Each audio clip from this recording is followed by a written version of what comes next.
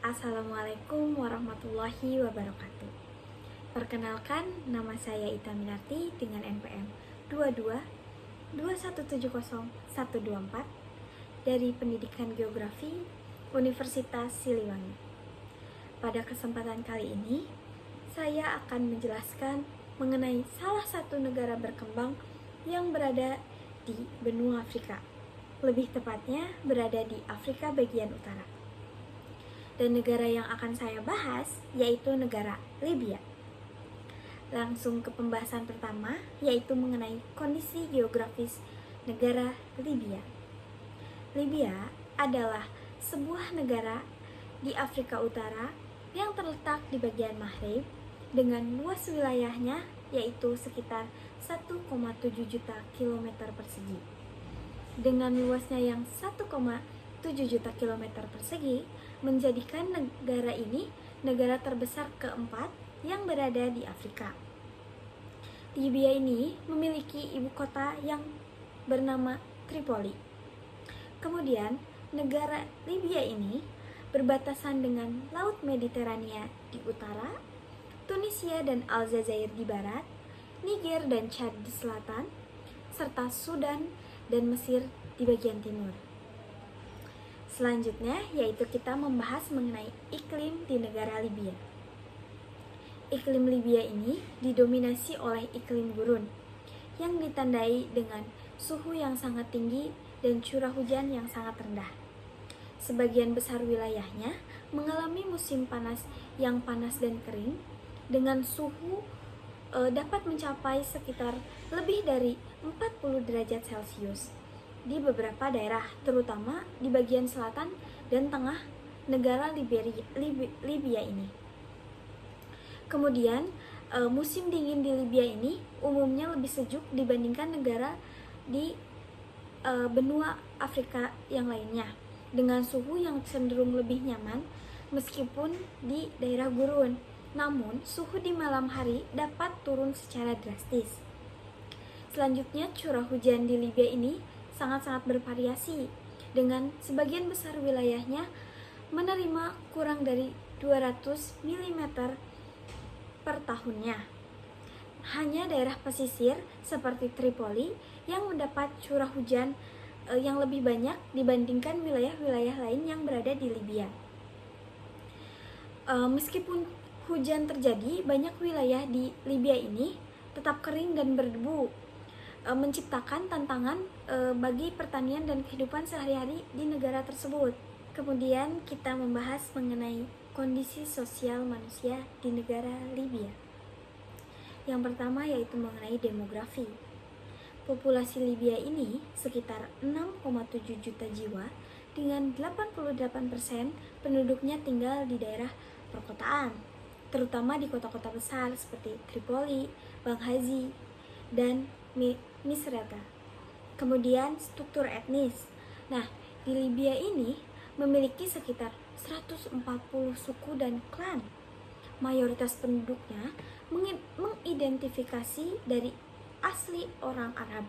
Sementara kelompok etnis yaitu Berber merupakan yang terbesar kedua, terutama di pegunungan Nafusa dan Zuwarah. Kemudian selain itu terdapat juga etnis Tuareg dan Taubab yang menghuni wilayah selatan negara Libya. Selanjutnya yaitu kita menjelaskan mengenai kondisi sosial budaya negara Libya. Budaya Libya adalah perpaduan pengaruh sejarah yang sangat-sangat kaya, termasuk era kolonialis Italia, dan dikenal karena kemampuan melestarikan tradisi Arab yang dianggap murni. Kemudian seni Libya ini termasuk seni cadas di pegunungan Tadrat, termasuk situs warisan budaya yang sudah diakui oleh UNESCO. Kemudian masakan Libya ini mencerminkan pengaruh Arab, Mediterania, dan Italia dengan hidangan khas seperti asida, seperti ini ya gambarnya, dan bazren. Selanjutnya, Negara ini ternyata merupakan salah satu negara dengan cadangan minyak bumi terbesar di dunia. Libya menempati ranking 9 dunia dengan cadangan minyaknya yang sangat besar. Minyak bumi sejak lama telah menjadi penopang perekonomian di Libya sejak tahun 1959. Sebelumnya, Libya itu merupakan negara yang sangat miskin, teman-teman. Namun setelah ditemukannya minyak bumi inilah, negara Libya berubah dari miskin menjadi negara maju dan sangat yang terletak di Libya. Anda pasti tak akan menyangka jika melihat ada danau indah di tengah gurun pasir. Danau yang terkenal dengan nama Danau Ubari, danau ini terletak di wilayah Fezzan sebelah barat daya Libya. Danau tersebut terletak di daerah luas dengan banyaknya bukit-bukit pasir yang tinggi. Sekitar 200.000 tahun yang lalu, wilayah ini sebenarnya wilayah yang basah dan subur dengan memiliki banyak curah hujan dan sungai yang mengalir. Namun pada akhirnya, sungai-sungai ini membentuk danau yang luas, membentuk cekungan Fezzan sehingga disebut dengan nama Danau Mega Fezzan. Menurut Amusing Planet, selama periode lembab, Danau Mega Fezzan ini mencapai ukuran maksimum 120.000 km persegi. Tapi, perubahan iklim menyebabkan wilayah bagian dari Sahara ini secara bertahap mengering antara 3-5.000 tahun yang lalu. Jejak danau yang besar ini masih ada sampai sekarang dalam bentuk danau mikro yang tersebar di antara bukit-bukit pasir yang menjulang tinggi sehingga nampak seperti tambalan basah di padang pasir. Saat ini, ada sekitar 20 danau di Ubari, yang merupakan oasis dengan ditumbuhi pohon palem yang indah nampak muncul seperti anomali dalam lingkungan padang pasir yang keras. Di antara puluhan danau yang ada di Ubari, Danau Gabroun dan Alemanga adalah yang diakini paling indah. Berada di dekat desa tua yang ditinggalkan penduduknya, Danau Gabroun adalah danau paling populer yang banyak dikunjungi. Di sana juga terdapat fasilitas penginapan sederhana seperti camp dan toko souvenir. Ada juga dua danau yang tak kalah indah yaitu UMM Al Hisan, juga disebut sebagai Oum El Hasan, terletak di utara Danau Gabroun, dan satu lagi di Tarhuna, sekitar 11 km dari UMM Al Hisan. Meski indah untuk Nah, selanjutnya kita membahas apa aja sih flora dan fauna yang terdapat di negara Libya ini. Nah, yang pertama, kita membahas mengenai fauna terlebih dahulu. Yang pertama yaitu ada asphodel. Seperti ini ya gambarnya, ini adalah salah satu fauna yang berada di negara Libya. Kemudian yang kedua yaitu pohon juniper. Dan yang ketiga yaitu pohon ara. Nah, selanjutnya yaitu untuk faunanya, yang pertama ada kucing liar Afrika, garbil goben, dan yang ketiga yaitu ada kadal ekor oranye. Nah, selanjutnya kita membahas mengenai fakta unik di negara Libya. Karena kita tahu pasti setiap negara memiliki fakta unik, dan untuk mengetahui fakta unik tersebut, kita bahas sekarang. Yang pertama, negara Libya ini memiliki cadangan minyak yang sangat-sangat besar, karena memiliki cadangan minyak yang terbesar di dunia, terutama di kawasan Afrika. Minyak bumi ini menjadi tulang punggung perekonomiannya. Sekitar 95% pendapatan ekspor Libya ini berasal dari sektor minyak. Kemudian, yang kedua yaitu Libya memiliki hamparan gurun yang mendominasi negara Libya tersebut. Sekitar 90% wilayah Libya ini adalah bagian dari gurun Sahara loh, yang menjadikan salah satu negara terpanas dan terkering di dunia. Kemudian rekor suhu terpanas. Nah, Libya ini pada tahun 1922 suhunya mencapai 58 derajat Celcius, tercatat di El Aziza. Libya ini menjadikan rekor suhu terpanas di dunia hingga data dikoreksi pada tahun 2012. Kemudian, selanjutnya yaitu suku Barbar. Suku Barbar ini adalah suku etnis asli Libya loh. Mereka memiliki bahasa dan tradisi dan kemudian budaya yang berbeda dari populasi Arab yang dominan di negara ini. Untuk bahasa Barbar, kita lihat video berikut ini. Huruf di Finak yang pertama adalah ya. Contohnya kata awal yang berarti perkataan. Jadi ya ini bukan bunyi tetapi nama dari huruf tersebut. Huruf kedua yaitu yab. Contohnya kata brez yang artinya mematahkan. Huruf ketiga yaitu yag. Contohnya kata gemrau yang artinya berburu. Keempat adalah huruf yagwa. Contohnya kata agwad artinya juga. Nah, dan fakta unik yang terakhir, hari Minggu bukan akhir pekan. Nah, jadi di Libya ini, seperti di banyak negara Arab lainnya, hari Jumat adalah hari libur resmi karena merupakan hari ibadah bagi umat Islam atau umat Muslim. Oleh karena itu, akhir pekannya berlangsung pada hari Jumat dan bukan hari Minggu. Kemudian kita membahas mengenai indikator kualitatif dari negara Libya. Agar kita mengetahui mengapa negara Libya ini dikategorikan sebagai negara berkembang. Yang pertama yaitu dari indikator etos kerja dan pola pikir. Nah, etos kerja masyarakat Libya ini dipengaruhi oleh nilai-nilai Arab seperti kerja keras dan solidaritas, dengan sektor minyak yang mendominasi untuk membentuk lingkungan kerja fokus pada hasil. Kemudian yang kedua yaitu tingkat kesehatan. Nah, tingkat kesehatan di Libya ini terhambat oleh konflik dan kerusakan infrastruktur.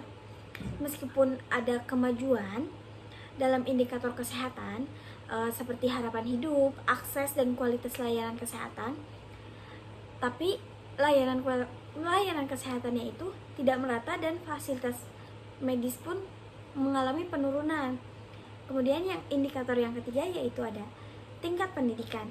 Nah, pendidikan di Libya ini gratis dan wajib hingga tingkat menengah dengan literasi yang cukup tinggi. Namun pasca Gaddafi, kualitas dan aksesibilitas pendidikan menurun akibat ketidakstabilan politik dan konflik yang berkepanjangan.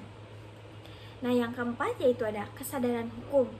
Nah, kesadaran hukum di negara Libya ini sangat-sangat rendah setelah revolusi pada tahun 2011 dengan ketidakpercayaan terhadap sistem peradilan yang diperburuk oleh korupsi serta masalah-masalah yang lainnya. Nah, yang kelima yaitu ada mata pencaharian. Nah, mata pencaharian di Libya ini didominasi oleh industri minyak, meskipun pertanian dan perikanan serta sektor publik juga berperan dalam mata pencaharian negara Libya ini. Kemudian kita membahas mengenai indikator kualitatif dari negara Libya. Agar kita mengetahui mengapa negara Libya ini dikategorikan sebagai negara berkembang. Yang pertama yaitu dari indikator etos kerja dan pola pikir. Nah, etos kerja masyarakat Libya ini dipengaruhi oleh nilai-nilai Arab seperti kerja keras dan solidaritas, dengan sektor minyak yang mendominasi untuk membentuk lingkungan kerja fokus pada hasil. Kemudian yang kedua yaitu tingkat kesehatan. Nah, tingkat kesehatan di Libya ini terhambat oleh konflik dan kerusakan infrastruktur. Meskipun ada kemajuan dalam indikator kesehatan seperti harapan hidup, akses dan kualitas layanan kesehatan, tapi layanan kesehatannya itu tidak merata dan fasilitas medis pun mengalami penurunan. Kemudian yang indikator yang ketiga yaitu ada tingkat pendidikan. Nah, pendidikan di Libya ini gratis dan wajib hingga tingkat menengah dengan literasi yang cukup tinggi. Namun pasca Gaddafi, kualitas dan aksesibilitas pendidikan menurun akibat ketidakstabilan politik dan konflik yang berkepanjangan. Nah, yang keempat yaitu ada kesadaran hukum. Nah, kesadaran hukum di negara Libya ini sangat-sangat rendah setelah revolusi pada tahun 2011 dengan ketidakpercayaan terhadap sistem peradilan yang diperburuk oleh korupsi serta masalah-masalah yang lainnya. Nah, yang kelima yaitu ada mata pencaharian. Nah, mata pencaharian di Libya ini didominasi oleh industri minyak, meskipun pertanian dan perikanan serta sektor publik juga berperan dalam mata pencaharian negara Libya ini. Setelah tadi kita membahas mengenai indikator kualitatif, sekarang kita membahas mengenai indikator kuantitatif agar kita mengetahui kenapa Libya dikategorikan sebagai negara berkembang. Nah, yang pertama yaitu dari indikator jumlah penduduk. Libya ini memiliki jumlah penduduk sekitar 6,812 jumlah penduduknya. Kemudian kepadatan penduduknya yaitu sekitar 4 per kilometer persegi. Kemudian tingkat migrasinya yaitu minus 2,5, serta pertumbuhan penduduknya yaitu 1,44% yang dikategorikan sebagai negara berkembang. Kemudian angka kelahirannya yaitu berada di angka 20,3 per 1000 penduduk per 1000 kelahiran. Nah, itu dikategorikan sebagai indikator negara berkembang juga. Kemudian angka kematiannya yaitu 3,5 per 1000 penduduk yang dikategorikan sebagai salah satu indikator negara maju. Setelah itu usia harapan hidupnya. Nah, usia harapan hidup di negara Libya ini yaitu sekitar 77,7 tahun yang dikategorikan sebagai negara maju. Kemudian PDB per kapitanya yaitu sekitar 9.861 US dollar yang dikategorikan sebagai negara berkembang.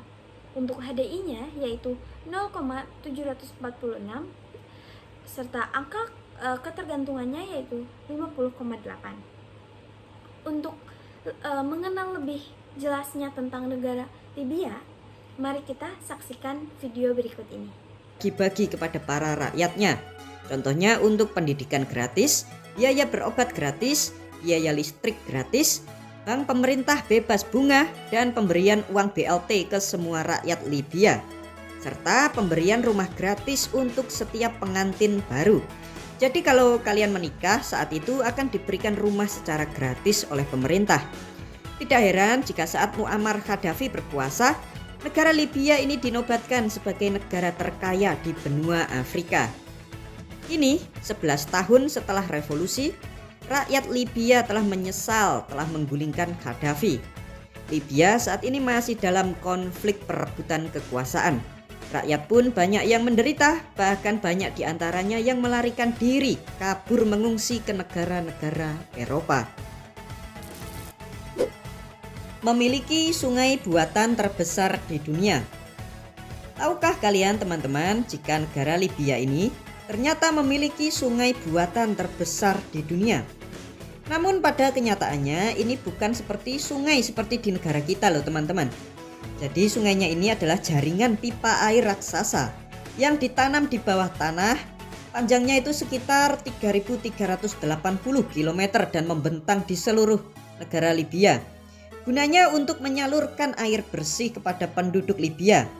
Jadi penduduk Libya yang tinggal di gurun itu bisa menikmati air bersih.